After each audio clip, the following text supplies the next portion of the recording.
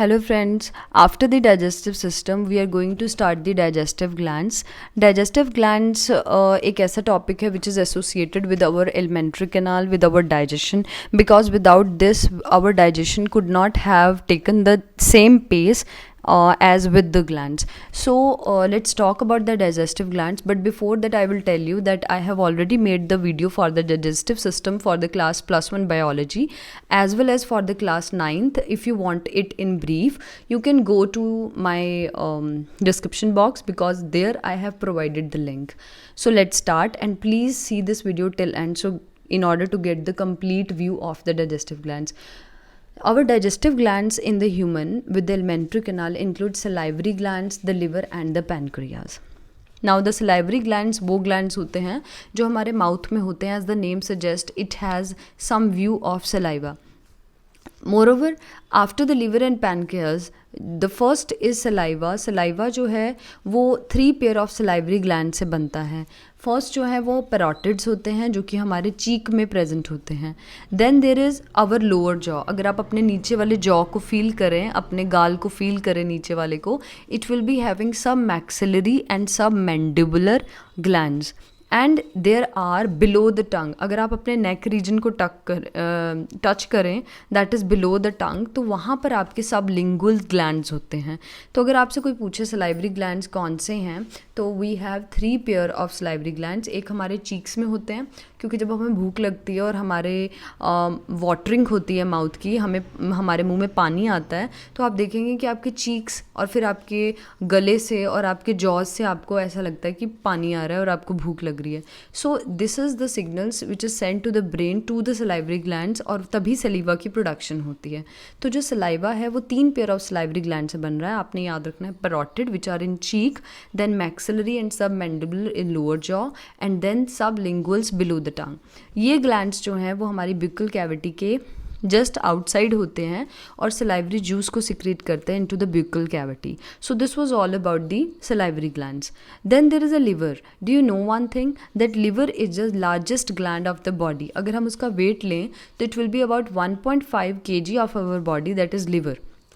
So in any adult human being, liver is the largest gland and it is situated in the abdominal cavity. It means the lower part, just below the thorax, just below the diaphragm. Diaphragm, as you know, it is the bottom most part of the lungs, जहाँ पर lungs end होते हैं, उसके ठीक नीचे आपकी liver होती है.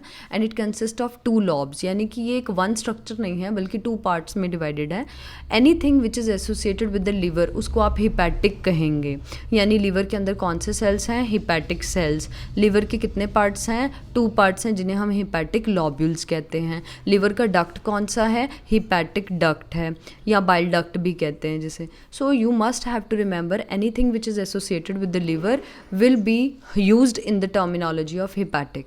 सो हिपैटिक लॉबल्स जो है वो स्ट्रक्चरल और फंक्शनल यूनिट है लिवर का, जिसके अंदर हिपैटिक सेल्स होते हैं और वो कॉर्ड्स की फॉर्म में अरेंज होते हैं.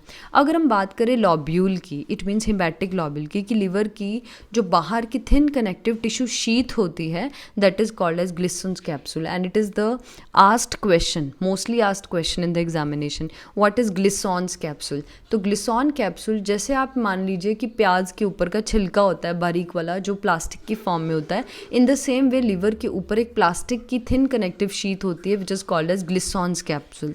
Bile secreted by the hepatic cell. As you know from the 9th class कि लिवर जो है वो बाइल जूस सिक्रीट करती है जो आपके फैट्स को इमल्सिफाई करती है. तो जो बाइल सिक्रीट करती है हिपैटिक सेल्स, वो हमारे हिपैटिक डक्ट्स में पास होती है. It passes through hepatic ducts and is stored in a concentrated form in thin muscular sac called gall bladder. यानी जो भी बाइल सिक्रीट होती है हिपैटिक सेल से, वो हमारे गॉल ब्लैडर में जाकर स्टोर हो जाती है. और गॉल ब्लैडर जो है उसका duct is called as cystic duct, जो हिपैटिक डक्ट्स के साथ लिवर से निकलता है और दोनों मिलकर कॉमन बाइल डक्ट बना लेते हैं. Let's study it in detail. Like यहाँ पर लिवर है जो इन्होंने शो नहीं की हुई है, और लिवर का एक डक्ट आ रहा है, and this is the gall bladder जहाँ बाइल जूस टेम्परेरली स्टोर्ड होता है. तो गॉल ब्लैडर के डक्ट को हम क्या बोलते हैं? Cystic duct. And cystic duct and liver duct together common hepatic duct बनाते हैं in the duodenum as the common hepatopancreatic duct which is guarded by a sphincter, जिसे हम sphincter of Oddi कहते हैं. It means there is a sphincter of Oddi in this section sphincter of Oddi in this session, और यहाँ से जितने भी juices आ रहे हैं ये सारे ओडाई कंट्रोल करता है कि नीचे जाने हैं या नहीं जाने। In the same way pancreas एक कंपाउंड ऑर्गन है, and you know it from the 10th class also कि ये एक हेट्रोक्राइन ग्लैंड है, और ये मैंने अपने वीडियोज़ में भी बताया हुआ है from of the endocrine glands that it is a compound gland. It behaves as exocrine as well as endocrine, and it is situated between the limbs of C-shaped duodenum. Duodenum as you know कि small intestine का first part होता है, तो उसके between आसपास ही कहीं liver के नीचे ये पैनक्रियाज प्रेजेंट होती है, और ये बिल्कुल लीफ लाइक होती है. ये दिस इज़ द पैनक्रियाज, और इसके डक्ट को हम पैनक्रेटिक डक्ट कहते हैं.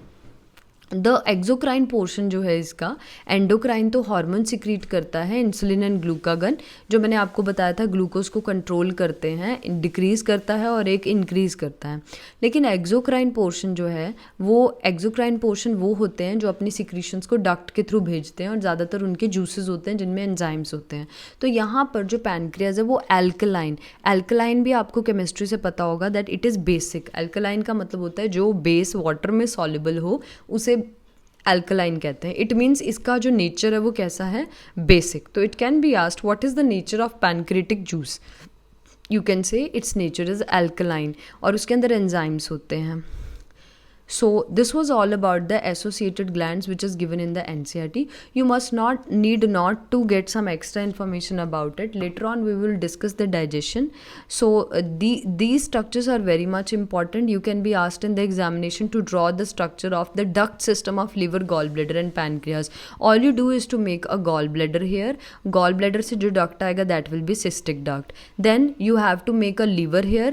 If you can't make a liver, you can only show जैसे उन्होंने शो किया है ducts from liver, and you have to mention it here that it is a hepatic duct because it is coming from the liver, and when they both combine you will say that it is a common bile duct or common hepatic duct. These are the two names of the same thing. Common bile duct भी कह सकते हैं और common hepatic duct भी बोल सकते हैं. Then there is pancreas. ये leaf like structure को pancreas कहते हैं, और ये जो region बनाया है इन्होंने, ये stomach का part है, और ये small intestine शुरू हो रही है, और ये stomach का part है. So ये first part है small intestine का जिसे उन्होंने duodenum लिखा है, और पैनक्रियाज के डक्ट को हम पैनक्रिएटिक डक्ट कहते हैं. अब जहाँ पर ये हिपैटिक डक्ट आ रहा है और ये पैनक्रिया आ रहा है, यहाँ पर भी ये दोनों कॉमन हो रहे हैं, इसलिए इसका नाम है हिपैटो पैनक्रिएटिक डक्ट. यानी ये दोनों डक्ट जो आ रहे थे लिवर और गॉल ब्लैडर से, जिसे हमने कॉमन बाइल डक्ट कहा, जब ये पैनक्रिएटिक डक्ट के साथ मिलेंगे तो ये दोनों मिलकर एक डक्ट बन जाएंगे जिसे हम हिपैटो पैनक्रिएटिक डक्ट कहते हैं. So this was the detail of these ducts which are important. Although this diagram is also very important, which is shown as the villi, and I have discussed in the previous video. So then there is a digestion of food which we will discuss in the next video. So till then stay tuned to my channel and also keep watching these videos in order to inspire me, and please do comment in the comment box. Please like and share my video. Thank you.